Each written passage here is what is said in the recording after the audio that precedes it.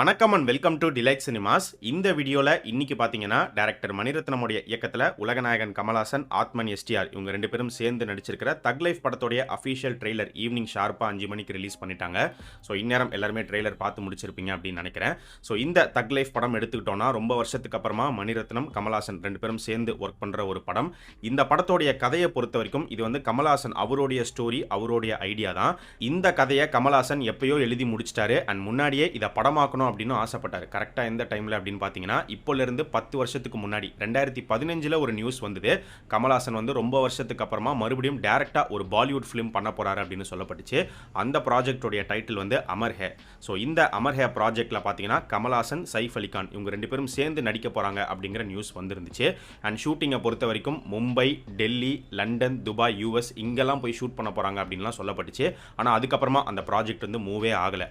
So அந்த அமர் ஹே project தான் இப்போ மணிரத்னம் எடுத்து சில சேஞ்சஸ் பண்ணி அவருடைய ஸ்டைலில் தக் லைஃபா உருவாக்கியிருக்காரு அப்படின்னு சொல்லப்படுது. அமர் ஹே ப்ராஜெக்டை பற்றி அந்த டைமில் வந்த இன்னொரு பயங்கரமான ஒரு நியூஸ் என்ன அப்படின்னு பார்த்தீங்கன்னா, கமல்ஹாசன், சைஃப் அலி கான் சேர்ந்து நடிக்கிறாங்க. ஆனால் இந்த படத்தோடைய மெயின் வில்லன் கமல்ஹாசன் தான் அப்படின்னு அந்த டைமில் ஒரு நியூஸ் வந்தது. பட் இப்போ தக் லைஃப்ல யார் வில்லன் அப்படிங்கிறது நமக்கு கிளியராக தெரியல. ட்ரெய்லர் பார்த்துருப்பீங்க. ட்ரெய்லரில் வந்து ஆண்டவருக்கும் ஆத்மனுக்கும் நடுவில் பயங்கரமான ஒரு ஃபேஸ் ஆஃபை வந்து ரிவீல் பண்ணியிருக்காங்க. ஸோ இவர் வில்லனா அவர் வில்லனா அப்படிங்கிறது படம் பார்த்தா தான் நமக்கு தெரிய வரும். பட் ஹீரோ வில்லன் அப்படிங்கிறத தாண்டி எனக்கு தெரிஞ்சு இந்த தக் லைஃப்ல மேக்ஸிமம் எல்லா கேரக்டர்ஸுமே வந்து கிரே ஷேடா தான் இருக்கும்னு நினைக்கிறேன். நாயகன் படத்துல சொல்ற மாதிரி நீங்க நல்லவரா கெட்டவரா அப்படிங்கிற அந்த டயலாக் ஏத்த மாதிரி தான் இந்த படத்துல கமல்ஹாசன் அண்ட் எஸ்டிஆர் இவங்களுடைய கேரக்டர்ஸ் இருக்கும் அப்படின்னு நினைக்கிறேன். மெயினா கமல்ஹாசனுடைய கேரக்டர் வந்து அப்படிதான் இருக்கும் அப்படின்னு தோணுது. இந்த படத்துல கமல்ஹாசன் அப்பாவா அவருடைய பையனா எஸ்டிஆர் வராரு. வளர்ப்பு பையன் அப்படிங்கிறதுமே ட்ரெய்லருடைய ஆரம்பத்திலே வந்து ரிவீல் பண்ணிடுறாங்க. ஸோ எஸ்டிஆருடைய சின்ன வயசுல அவர் வந்து பார்த்தீங்கன்னா கமல்ஹாசனை ஏதோ ஒரு பெரிய ஆபத்திலிருந்து காப்பாத்துறாரு. அதுல இருந்து இவங்களுடைய பயணம் வந்து ஆரம்பிக்குது. ஸோ எல்லாமே நல்லா போயிட்டு இருக்கு. அப்பாவும் பையனும் ஒன்னா சந்தோஷமா இருக்காங்க. ஆனால் திடீர்னு ஒரு கட்டத்துக்கு அப்புறமா பார்த்தீங்கன்னா இதே அப்பா பையன் வந்து அகைன்ஸ்ட் ஈச் அதரா மாறிடுறாங்க. எதிரிகளா மாறி நிற்கிறாங்க. சண்டை போடுற சீன்ஸ் எல்லாம் ட்ரெய்லர் கட்லேயே வந்து ரிவீல் பண்ணியிருக்காங்க.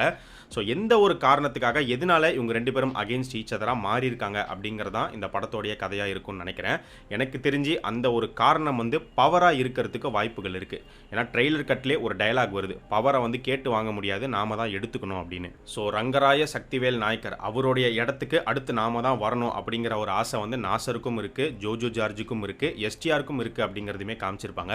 ஒரு சீன்ல பார்த்தீங்கன்னா எஸ்டிஆர் வந்து இனிமே நான் தான் ரங்கராய சக்திவேல் நாயக்கர் அப்படிங்கிற மாதிரி ஒரு டயலாகே வந்து அவர் சொல்லுவார். ஸோ ரங்கராய சக்திவேல் நாயக்கருடைய இடத்தை பிடிக்கிறதுக்காக நடக்கிற ஒரு சூழ்ச்சி ஆட்டம் தான் இந்த தக் லைஃப் கேமாக இருக்கும் அப்படின்னு நினைக்கிறேன். இப்போ உங்க எல்லாருக்குமே ஒரு கேள்வி வரலாம், ப்ரோ இதே கதை தானே ப்ரோ இதுக்கு முன்னாடி மணிரத்னம் எடுத்த செக்கச்சிவந்த வானம் அந்த படமும்? ஏன்னா அதுலேயுமே பார்த்தீங்கன்னா பிரகாஷ் ராஜ் வந்து ஒரு பெரிய கேங்ஸ்டராக இருப்பார். அவருடைய இடத்துக்கு அடுத்து நாம தான் வரணும் அப்படின்னு சொல்லி அவங்க பசங்க அவங்களுக்குள்ளேயே அடிச்சுப்பாங்க. எல்லாருமே வந்து கடைசியாக இறந்து போயிடுவாங்க. ஸோ கிட்டத்தட்ட செக்கச்சிவந்த வானம் சாயல் நிச்சயமாக தக் லைஃப்லையுமே வந்து இருக்கு. பட் இது கண்டிப்பாக மணிரத்னம் அவருக்கும் தெரியும். ஒருவேளை இது இல்லாமல் இந்த தக் லைஃப் ட்ரெய்லரில் இவங்க காமிச்சிருக்கிற விஷயங்களை தாண்டி அன்எக்ஸ்பெக்டடான ட்விஸ்ட் அண்ட் டர்ன்ஸ் கதையில் கொண்டு வந்திருந்தாங்கன்னா சூப்பராக இருக்கும். எப்படி இருக்க போகுதுங்கிறது ஜூன் 5ஆம் தேதி நமக்கு தெரிய வரும். ஆக்சுவலாக இப்போ செக்கச்சிவந்த வானம் படத்தில் அரவிந்த் சாமி ப்ளே பண்ணியிருக்கிற கேரக்டர் எடுத்துக்கிட்டிங்கன்னா அவருடைய ஒய்ஃபாக வந்து ஜோதிகா நடிச்சிருப்பாங்க. அது இல்லாமல் பார்த்தீங்கன்னா அவருக்கு ஒரு செட்டப் இருக்கும், ஆதித்யராவ் ஹைதாரி அவங்க அந்த கேரக்டர் வந்து ப்ளே பண்ணியிருப்பாங்க. அந்த சாயலும் இந்த தக் லைஃப் படத்தில் ட்ரெய்லர்லேயே வந்து நம்மளால் பார்க்க முடிஞ்சுது. ஏன்னா இந்த படத்தில் பார்த்தீங்கன்னா கமல்ஹாசனுடைய ஒய்ஃபா அபிராமி நடிச்சிருக்காங்க. இன்னொரு பக்கம் கமல்ஹாசன் த்ரிஷா கூட ரொமான்ஸ் பண்ணிட்டு இருக்கிற மாதிரியுமே வந்து காட்டப்படுது. இந்த சீன் பார்க்கும்போது கண்டிப்பாக எல்லாருமே வந்து ஷாக் ஆயிருப்போம். ஏன்னா எல்லாருமே எதிர்பார்த்த விஷயம் என்ன அப்படின்னு பார்த்தீங்கன்னா விடிவி காம்போக்கு அப்புறமா மறுபடியும் இந்த படத்தில் எஸ்டிஆர் த்ரிஷா இவங்க பேரிங்கை பார்க்க போகிறோம் அப்படிங்கிற ஒரு எதிர்பார்ப்பு தான் இருந்தது. த்ரிஷா இந்த படத்தில் நடிக்கிறாங்கன்னு தெரியும், பட் அவங்களுடைய கேரக்டரே வந்து சஸ்பென்ஸாக தான் இருந்தது.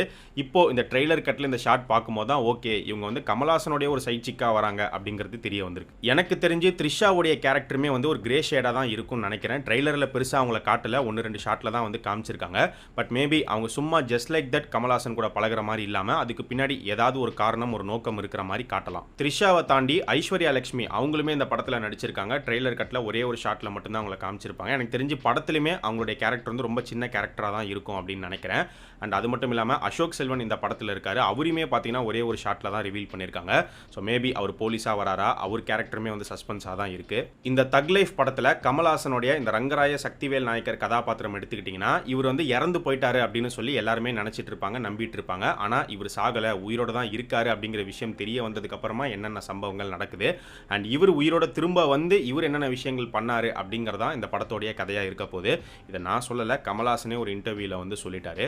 இந்த ஒன்லைனை கேட்கும்போது நம்ம எல்லாருக்குமே விக்ரம் படம் தான் ஞாபகம் ஞாபகம் வரும். ஏன்னா விக்ரம்லயுமே பார்த்தீங்கன்னா ஆரம்பத்திலே கமல்ஹாசன் இறந்து போயிடுற மாதிரி காமிச்சிருப்பாங்க. அதுக்கப்புறமா இன்டர்வல்ல வந்து அவர் சாகல, உயிரோட தான் இருக்காரு.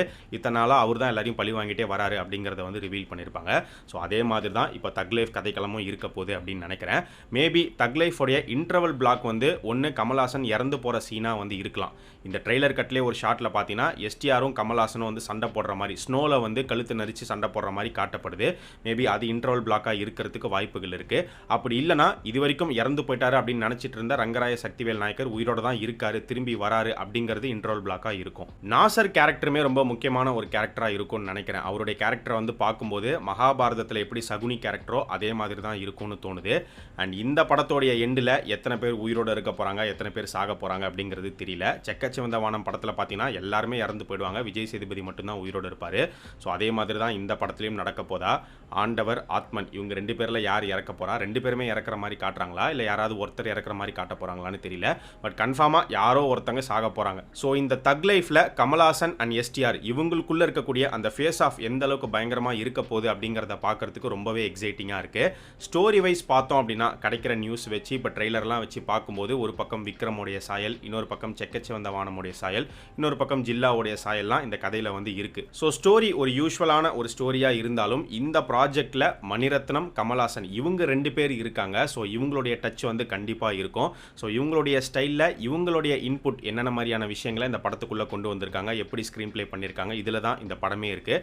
கண்டிப்பாக அந்த வகையில் ஒரு நல்ல ஒரு கேங்ஸ்டர் ஃபிலிமாக வந்து ப்ரெசென்ட் பண்ணுவாங்க அப்படின்னு தான் வந்து தோணுது.